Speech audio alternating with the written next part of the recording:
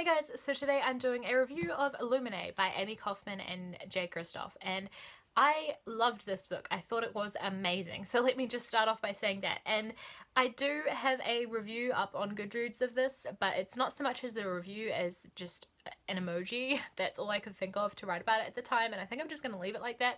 So if you're wondering what my Goodreads review, it was this emoji. That one.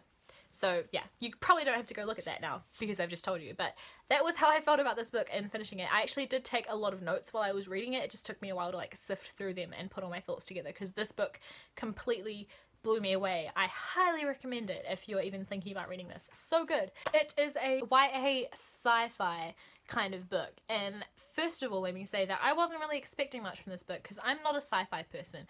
I don't love science stuff or space stuff. I just don't find it particularly... I find it interesting, I guess, and I really liked the Starbound trilogy that Amie Kaufman also co-wrote, but it's usually, to me, I always surprise myself if I end up liking something science fiction related, because it's just not my thing, I guess. So yeah, the fact that this is science fiction and like set in space, don't let that put you off if it's not your thing, because it's not my thing, and I really loved it. It's also an epistolary style of novel, which is basically just means that it's written in the form of documents. So because this is obviously like set in the future, there's a whole bunch of different stuff. If you haven't picked this up in a bookstore and flipped through it, it looks like this. There's just a lot of different stuff going on. As you can see, it's very cool. So it's great to look at, but the story itself is also really amazing. I would say, as well as being kind of science fiction-y, this also crosses into the horror genre, which really surprised me. I was picturing it in my head, like thinking this would make a really great movie. If it was a movie, it probably would be sci-fi, but there are definitely 100% there are horror elements to this book. And your like classic horror, when you think of like gory stuff, that's all in here, violent stuff, but also like a bio horror kind of thing, because a lot of people get inflicted with this illness, so there's that going on as well. And this, I just kept thinking this would make the most fantastic movie. It would be like a sci-fi action horror, it'd be amazing. So yeah, but of course the book would be better because in this format it's just so much better. It also had its funny moments, which actually, like, I would laugh out loud, sad moments where I was actually crying. It covered kind of every emotion you can imagine in a really powerful way. Because of the horror stuff and some of the like gory violent stuff, I wouldn't recommend this for younger readers. I can say it's definitely YA. You know, sometimes YA you can kind of like cross it into like middle grade. Not this one. This is definitely for YA readers. I would say adults even would probably enjoy this as well.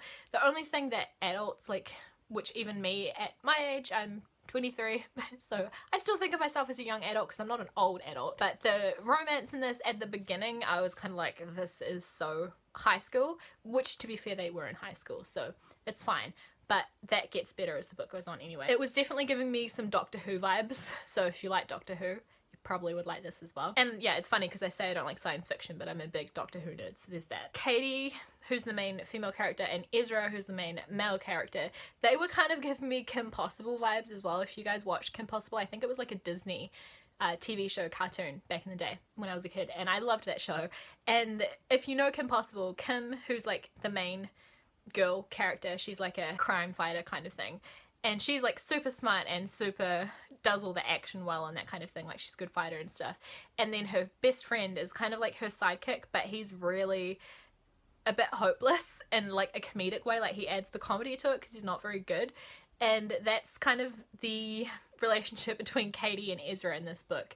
She's like super stealth and like onto it, and he's kind of just fumbling all over the place, which I thought was really funny, and that added a lot to the book as well. I don't want to say too much about the plot because I think it's better to go in not knowing much about it because I didn't know anything, and it was really great to have it unfold that way. But I will say that it was an excellent plot. It was so brilliant, so clever, so well thought out. It wasn't simple at all. It was actually very complicated, but not in a way that you can't understand it, just complicated in a way that it's not, you can't predict what's coming because they've made it a complex story, not just something like typical. So it's, yeah, out of the box, and I really liked the plot and I was surprised by it. It was great. The thing I kind of want to talk about the most is the writing, because the writing also surprised me the most. It was amazing. Obviously, since it's made up of basically intel, you wouldn't think that you would connect to the story that much or be that much into it or feel much for these characters, but you really, really do.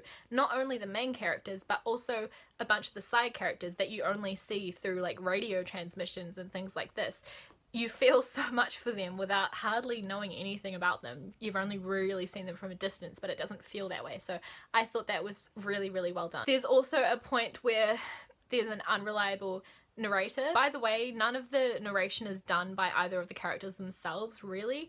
We see communication between them with other people, and we see diary entries by Katie, but that's kind of it. Everything else is done kind of from afar, like watching them. Aside from Katie's diary entries, there's one other aspect of the story that talks in first person, and I'm not going to say what it is because that kind of spoils the story, but that first person narrator turns into an unreliable narrator, and it was fantastic and super unnerving and amazing, so that was awesome. The chats as well, because there's a lot of like IMing that kind of goes on, that was not painful to read, surprisingly. Sometimes when grown-ups write books for young adults and they have like text talk in them, that kind of thing, it can come across like really cringy. It wasn't cringy, it was really well done and just like how you would normally like chat to your friends, so that was good. Some of the pages were beautiful and read like poetry, which surprised me, and I also really liked the way that they used all these different fonts and overlays and all this kind of thing to convey feeling and meaning. It wasn't just there, it was like actually there to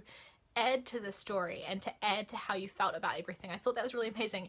And it's funny because that's how I journal. I kind of use the way it looks on the page to convey some kind of like feeling or meaning. So there's like an artistry to this book, and I really, really liked that. It added so much to it. So yeah, that's kind of all I have to say about this.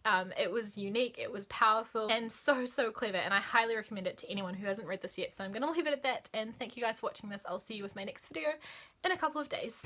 Bye.